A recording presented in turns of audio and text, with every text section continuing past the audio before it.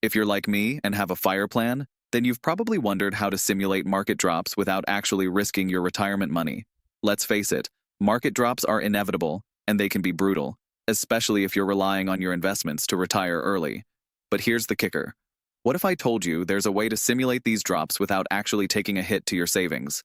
Stick around, because in the next few minutes, I'm going to show you exactly how I simulate market drops in my FIRE plan, and the key insights I use to protect my financial future, all without sacrificing my lifestyle. And before we jump in, let me make one thing clear.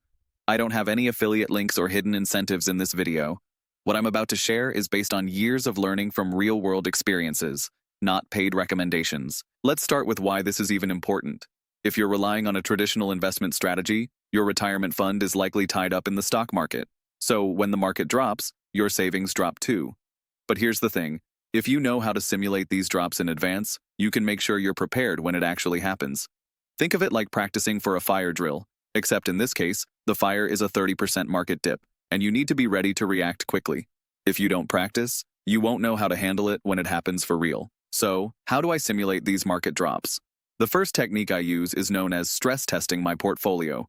This involves looking at my investments, and instead of waiting for a market crash, I purposely simulate what would happen if a major dip occurred. For example, I assume a 30% drop in the market, and then run the numbers to see how that would affect my FIRE plan. This allows me to see how much money I would have left, what would happen to my withdrawal strategy, and whether my overall asset allocation is still aligned with my goals.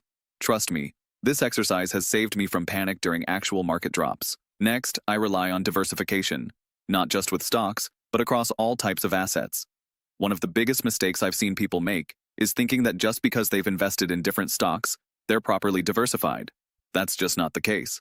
I make sure I have exposure to commodities, real estate, and alternative investments like private equity, or even some cryptocurrency. These assets typically react differently during market drops, which can help smooth out the volatility. If you're stuck with a portfolio made up solely of stocks, it's time to rethink your strategy. Now, here's something that most people won't tell you. I use cash reserves as a strategic buffer. In my FIRE plan, I keep a cash stash on the sidelines, just for times like these. I don't keep it in a low-interest savings account, though. I use it in a way that still allows it to grow, like keeping it in short-term bonds or money market funds. When the market does drop, I can use this cash to either buy into the dip or simply cover my expenses without needing to sell my investments at a loss. It's a lifesaver. Another technique that I've found useful is a little unconventional. It's what I like to call market simulation through options.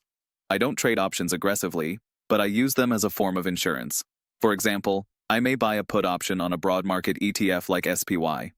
This essentially allows me to make money or break even if the market takes a nosedive. The best part? This strategy gives me peace of mind, knowing that I've hedged my portfolio against extreme volatility. Now, here's something really important you'll want to consider as we wrap up. A lot of people get obsessed with beating the market or trying to time these market crashes perfectly. But the truth is, that's a game you can't win consistently.